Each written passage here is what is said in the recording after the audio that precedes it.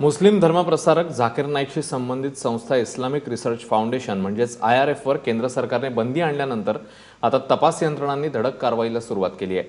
IRFच्या मुंबईतल्या कार्यालयावर NIA आणि मुंबई पोलिसांनी संयुक्तरित्या छापा मारलाय। IRFच्या कार्यालयात झाकीर नाईक विरोधात काही ठोस पुरावे सापडतात का याचा तपास यंत्रणांकडून सुरू आहे। दरम्यान केंद्र सरकारने सुरुवातीला IRFचा परदेशातून देणगी स्वीकारण्याचा परवाना रद्द करून आर्थिक कोंडी केली।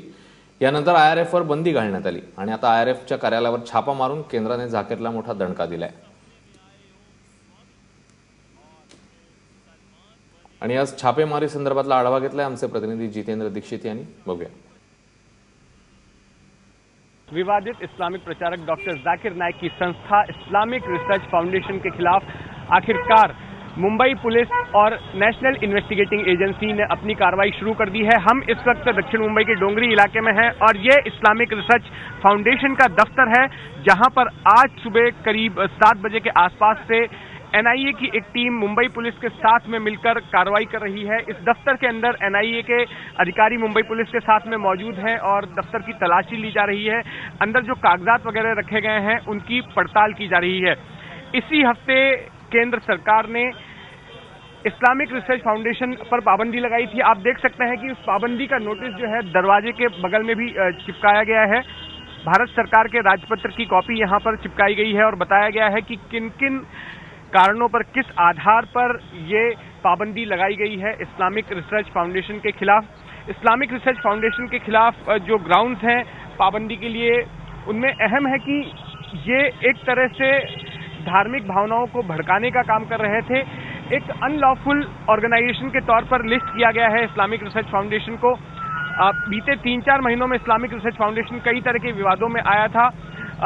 ये बातें सामने आई थी कि कई आतंकी घटनाओं में शामिल आरोपी जो है डॉक्टर जाकिर नाइक के भाषणों से प्रेरित हुए थे। इसके अलावा आरशी कुरैशी नाम का एक शख्स जो कि इस्लामिक रिसर्च फाउंडेशन के लिए बतौर गेस्ट कोऑर्डिनेटर का काम करता था, उसकी गिरफ्तारी हुई थी। उससे ये पता चला था कि कुछ लोगों को जो है धर्म परिवर्तन कराया गया था, उन्हें बरगलाकर जो है, और ऐसे लोग जो है अब भारत के बाहर चले गए और जिनके बारे में शक है कि शायद वे आईसिस के लिए काम कर रहे हैं। तो मुंबई पुलिस ने और केंद्रीय एजेंसियों ने इस्लामिक रिसर्च फाउंडेशन के खिलाफ एक रिपोर्ट सौंपी थी और रिकमेंड किया था कि इस संगठन पर पाबंदी लगा दी जाए, जिसके बाद में केंद्र सरकार ने इसी हफ्ते ये फैसला लिया कि 5 साल की पाबंदी इस्लामिक रिसर्च फाउंडेशन पर लगाई जाएगी। और अब कार्रवाई शुरू हो चुकी है सुरक्षा एजेंसियों की। जाकिर नाइक के खिलाफ UAPA act, unlawful activities prevention act के तहत मामला भी दर्ज कर लिया गया है। हालांकि डॉक्टर जाकिर नाइक भारत से बाहर हैं। बीते कई महीनों से, जब से ये कंट्रोवर्सी शुरू हुई है, तब से वे भारत नहीं आए हैं। यहां तक कि अब से 3 हफ्ते पहले जब उनके पिता का निधन हो गया था, तब भी वे भारत नहीं पहुंचे थे। सिर्फ बीच में एक बार उन्होंने स्काइप के जरिए प्रेस कॉन्फ्रेंस ली थी और अपने ऊपर लगाए गए आरोपों का खंडन किया था। अब इस्लामिक रिसर्च फाउंडेशन की ओर से बयान दिया गया है कि जो पाबंदी लगाई गई है इसको अदालत में चैलेंज किया जाएगा।